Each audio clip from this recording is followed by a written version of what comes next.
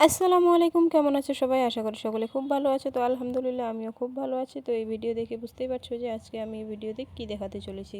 তো যারা আমার এই মোটকার পার্ট 1 নম্বর ভিডিও দেখেছে তারা হয়তো বুঝতে পেরে গেছে যে এই ভিডিওতে আমি কি দেখাতে চলেছি। এটা হচ্ছে আমার ধনেপাতার বাগান, এই মোটকা। কিছুদিন আগে আমি এই মোটকাতে ধনের বীজ ছিটিয়েছিলাম।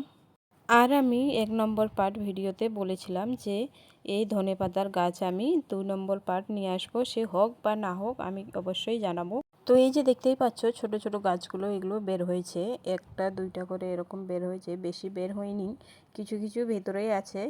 সেইগুলো হয়তো 1-2 দিনের মধ্যেই বের হয়ে আসবে। তো এটাতে রোজ রোজ জল দিতেই থাকতে হবে, একদিনও মিস করা যাবে না। খুব ভালোভাবে এটাকে একটু লক্ষ্য রাখতে হবে আর রোজ রোজ একটু জল দিতে হবে ছিটিয়ে। তো জল কিন্তু হাত দিয়ে ছিটিয়ে দিতে হবে, একদম মগে করে ঢালে দিলে হবে না। আমি আবারও ভিডিওর 3 নম্বর পার্ট নিয়ে আসবো যখন এটা খুব ভালোভাবে একদম বের হয়ে চলে আসবে।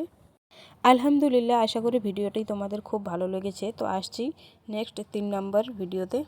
ভিডিওটি যদি ভালো লাগে থাকে তাহলে অবশ্যই লাইক, কমেন্ট এবং চ্যানেলটিকে সাবস্ক্রাইব করে পাশে থাকবেন। ততক্ষণের জন্যে বাই বাই।